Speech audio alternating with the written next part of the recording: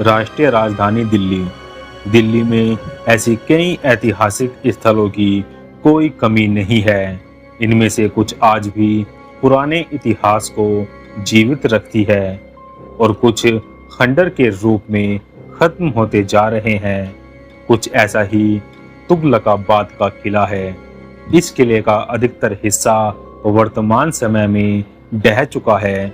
दिल्ली के तुगलकाबाद में स्थित यह किला कुतुब मीनार से महज 8 किलोमीटर की दूरी पर स्थित है और इसके पास ही आदिलाबाद का किला भी बना हुआ है, जिसे यहाँ आने वाले पर्यटक जरूर देखने जाते हैं। ऐसे में अगर आप भी इन छुट्टियों में दिल्ली के लिए प्लानिंग कर रहे हैं तो दिल्ली में घूमने के लिए आपको ऐतिहासिक पर्यटन स्थलों की कमी नहीं पड़ेगी। तुगलकाबाद का किला तुगलक वंश की निशानी के तौर पर जानी जाती है, जो दिल्ली के 7 शहरों में से तीसरे शहर में बसा है। 1325 ईस्वी में बने इस किले का निर्माण गयासुद्दीन तुगलक ने करवाया था, लेकिन अब धीरे धीरे इसकी चमक फीकी पड़ती जा रही है। लेकिन फिर भी इसे देखने आने वालों की संख्या में कोई कमी नहीं पड़ी है। यहाँ पास में ही गयासुद्दीन तुगलक का मकबरा भी बना हुआ है, जो लाल बलुआ पत्थर से निर्मित है। इसके अलावा इसमें गयासुद्दीन की बेगम और बेटे का भी मकबरा बना हुआ है। भारत के सबसे प्राचीन किलों में शुमार तुगलकाबाद का किला इस्लामिक वास्तुकला का एक बेहतरीन नमूना है। ये किला 2 मंजिला है, जो पूरे तरीके से ग्रेनाइट के पत्थरों से निर्मित है। इस किले के शाही निवास और सार्वजनिक हॉल को आज भी देखा जा सकता है।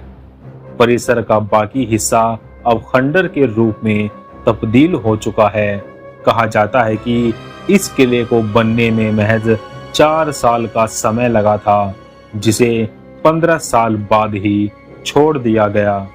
उस समय दिल्ली में जब मुबारक शाह का शासन था। यह वह समय था जब मंगोल बहुत सक्रिय थे और उनसे बचने के लिए पंजाब सूबे के गवर्नर गाजी मलिक ने पहाड़ी पर किला बनाकर राजधानी स्थापित करने का सुझाव मुबारक शाह को दिया। उस समय राजधानी का संचालन हौज खास श्री फोर्ट के प्रसिद्धि सीरी किला से होता था। इस पर मुबारक शाह ने उसका बहुत मजाक बनाया और ऐसा करने से मना कर दिया, मगर वक्त ने ऐसा पलटा खाया कि मुबारक शाह की मौत के बाद यही गाजी मलिक दिल्ली का सुल्तान बना और गयासुद्दीन तुगलक के नाम से मशहूर हुआ, जिसने यह किला बनवाया। मगर यह किला आबाद नहीं हो सका। बताया जाता है कि उसके किले और आसपास का पानी जहरीला हो गया। एक तरफ लोग बस रहे थे और दूसरी ओर छोड़कर जा रहे थे। 4 साल में ही किला उजाड़ हो गया। गयासुद्दीन ना ही किले में शासन चला सका और ना ही इसे आबाद कर सका। भारतीय पुरातत्व सर्वेक्षण के आधिकारिक दस्तावेजों में इस बात का जिक्र है कि किले का काम भी पूरा नहीं हुआ था और गयासुद्दीन तुगलक अपनी राजधानी को इस किले में ले आया। कुछ दिन ही बीते थे कि बंगाल में विद्रोह शुरू हो गया, जिसे शांत करने के लिए उसे बंगाल जाना पड़ा। वहां उसे सूचना मिली कि निजामुद्दीन औलिया ने वह बावली बनवा ली है जिसे बनाने पर उसने रोक लगाई थी। उसने वहां से अपने दरबारी कवि व औलिया के शिष्य अमीर खुसरो से उनको संदेश भिजवाया कि राजधानी तुरंत छोड़ दे, अन्यथा दिल्ली पहुंचने पर उसका सर कलम कर दिया जाएगा। जिस पर औलिया ने कहा था कि सुल्तान दिल्ली नहीं देखेगा, उसके लिए दिल्ली अभी बहुत दूर है।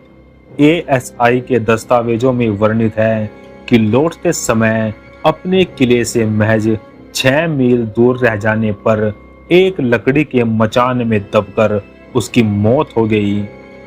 सूफी संत निजामुद्दीन औलिया ने तुगलकाबाद को श्राप दिया था कि यहाँ किले का निर्माण कभी पूरा नहीं हो पाएगा, जिसे आज भी अधूरा माना जाता है।